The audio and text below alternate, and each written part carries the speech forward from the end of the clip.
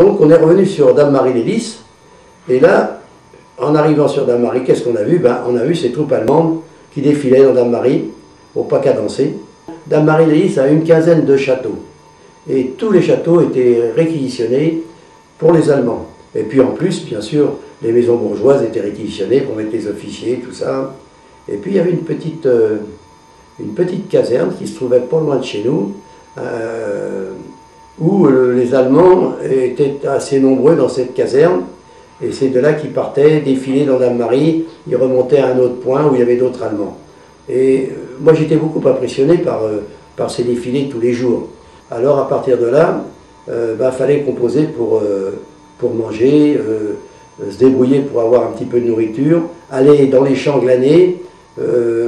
On allait glaner, après la moisson, on allait glaner dans les champs de blé pour essayer de récupérer un petit peu de blé qu'on passait dans des moulinettes pour se faire du pain à notre façon.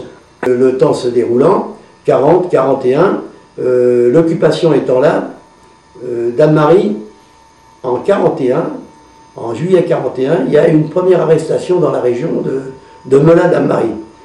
5 résistants sont arrêtés pour distribution de tracts sur Fleury, Dame-Marie, Moisselet, Melun, tout ça.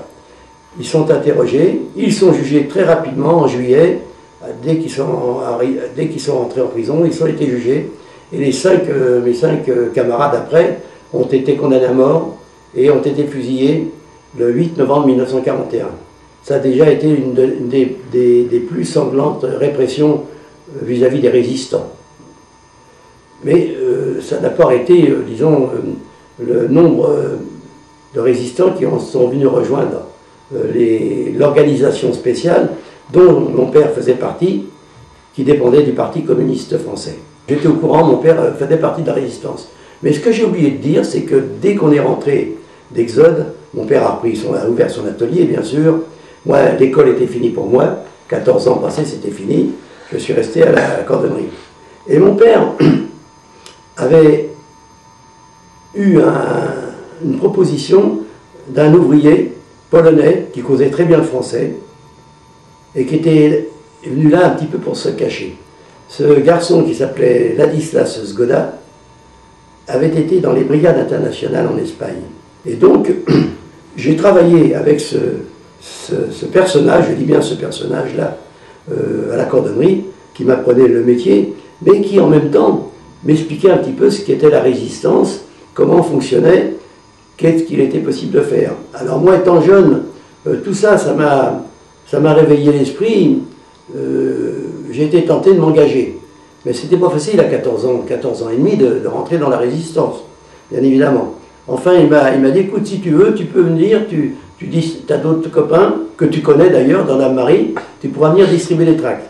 Le soir, après le couvre-feu, il faut faire très attention, de ne pas vous faire prendre, parce que vous risquez d'être arrêté, et même plus grave que ça. Il n'avait pas dit tout un tas de choses qu'il allait se passer, les fusillades et tout ça.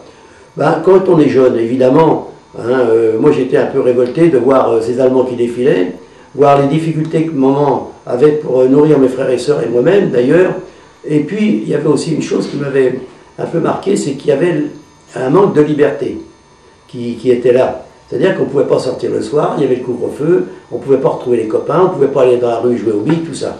Tout ça m'a fait prendre conscience, m'a motivé pour qu'enfin, un jour, je dis à ce camarade-là, ben écoute, si tu veux, je peux aller distribuer des tracts.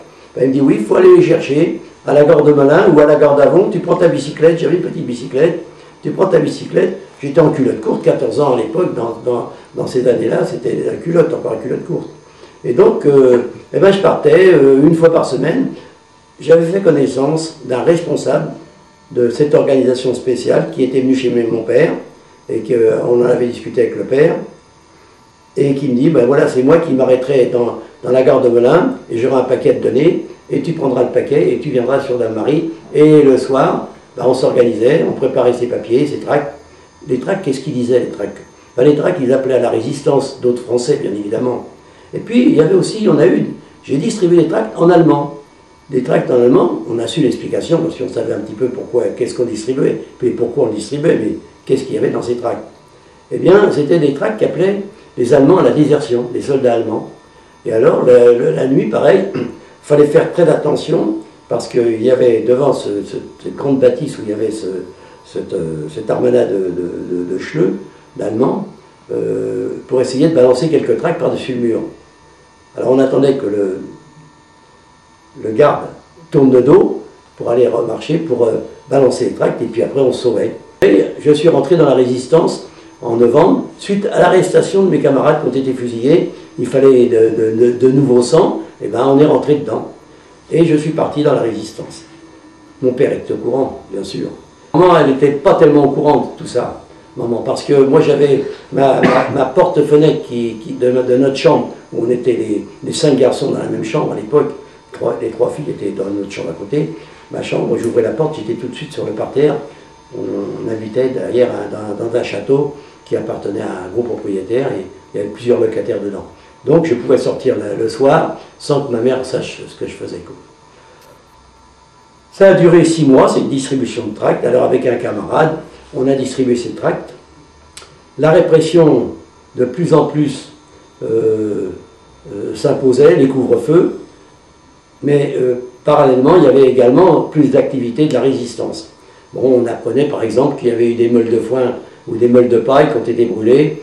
On a appris qu'il y avait eu des déraillements de train, des permissionnaires allemands qui partaient au repos, et le train avait déraillé, les résistants avaient mis des charges de dynamite sous les rails, et ça faisait dérailler. Il y avait eu plusieurs tués d'ailleurs, et blessés graves.